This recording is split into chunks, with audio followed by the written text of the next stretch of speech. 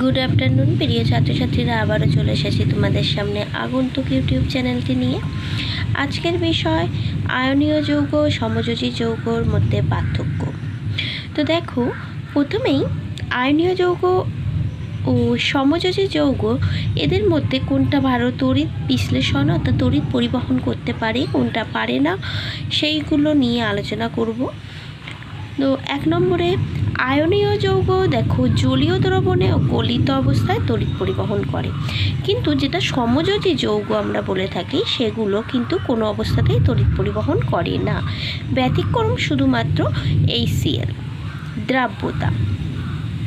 আয়নীয় যৌগ এরা ধ্রুবীয় দ্রাবকে দ্রাব্য কিন্তু জৈব দ্রাবকে অদ্রাব্য, আর সমযোজী যৌগ এরা ধ্রুবীয় দ্রাবকে সাধারণত অদ্রাব্য কিন্তু জৈব দ্রাবকে দ্রাব্য।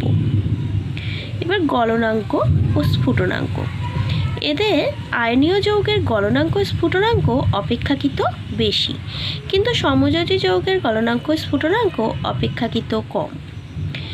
বিক্রিয়ায় গতিবেগ এরা দ্রুত গতিতে রাসায়নিক বিক্রিয়া ঘটায়, সমযোজী যৌগে এরা ধীর গতিতে রাসায়নিক বিক্রিয়া ঘটায়। বন্ধনের দৃঢ়তা।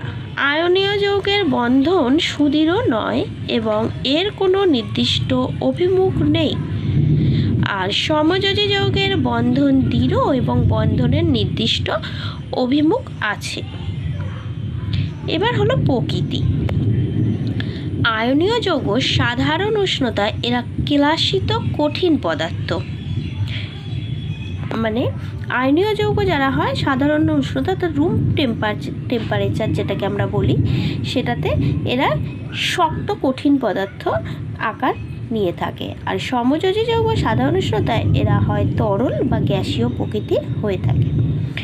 এই হলো আমার আয়নীয় যৌগ ও সমযোজী যৌগের মধ্যে পার্থক্য।